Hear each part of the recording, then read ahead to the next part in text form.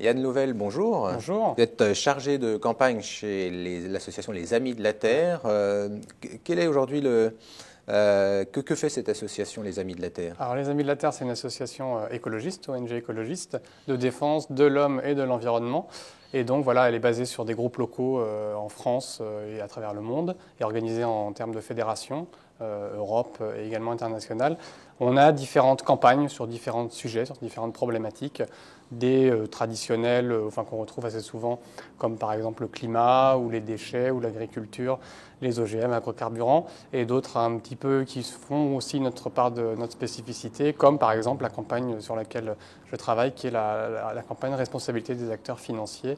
Et moi, je m'occupe particulièrement des acteurs financiers privés, banques, assurances et investisseurs institutionnels de plus en plus. Alors justement, aujourd'hui, vous étiez comme nous à la conférence organisée par Novetic, où les investisseurs institutionnels et les acteurs se sont rencontrés pour parler de tout ce qui concerne justement l'investissement socialement responsable, l'environnement, le social et la gouvernance, toutes les stratégies qui peuvent être mises en place par les investisseurs. Qu'est-ce que vous avez retenu, vous, de cette journée, de ces débats?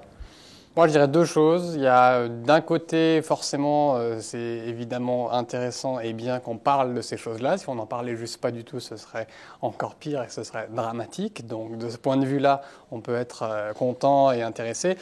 Une autre chose, par contre, un autre ressenti que j'ai, c'est qu'on a beau en parler, c'est bien de faire ces journées, et c'est évident.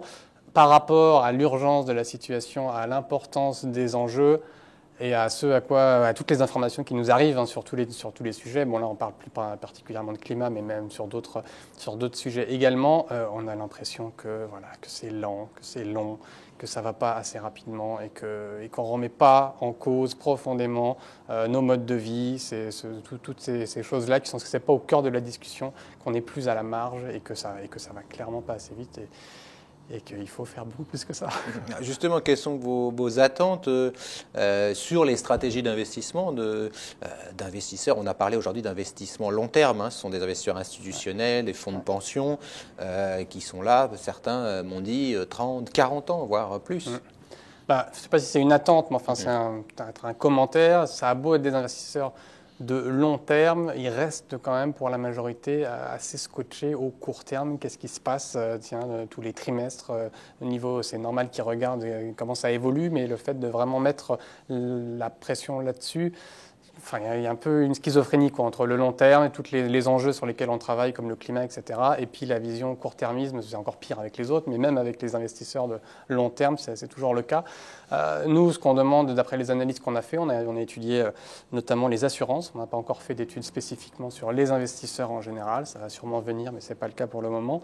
De ce qu'on a vu, c'était des choses assez simples, mais qui ne sont pas encore à l'ordre du jour.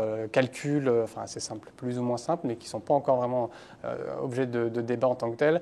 Calcul des émissions de gaz à effet de serre induites par ces financements et réduction de cette intensité-là. On a regardé également au niveau de l'activisme actionnarial, vu les montants, que ce ne soit pas juste au moment des droits de vote dans les assemblées, mais qu'en permanence, que ce soit intégré vraiment à l'analyse financière et aux rencontres qu'il y a entre les analystes et les managers. Ça reste à la marge encore pour le moment. L'intégration de ces critères-là et de les prendre en compte de plus en plus, pas uniquement dans la niche ISR, mais dans toutes les classes d'actifs et dans tous les secteurs. Ça aussi, c'est important. C'est pareil, on a du mal à le juger, ça. On en parle, mais très concrètement, on ne voit pas grand-chose venir. Et aussi, surtout, les politiques sectorielles, ce qu'on appelle politiques sectorielles, regarder dans certains domaines les agrocarburants ou des choses comme de bannir, d'exclure certains investissements qui vont complètement à l'encontre des solutions, comme les sables bitumineux au Canada ou les agrocarburants en Malaisie ou en Indonésie, où ça ne passe pas du tout bien. C'est clairement ces choses-là qu'on demande. Alors justement, que fait l'association, que font les Amis de la Terre pour sensibiliser les acteurs financiers au changement climatique dont on parle tous les jours aujourd'hui? Alors d'abord, c'est toujours la base de nos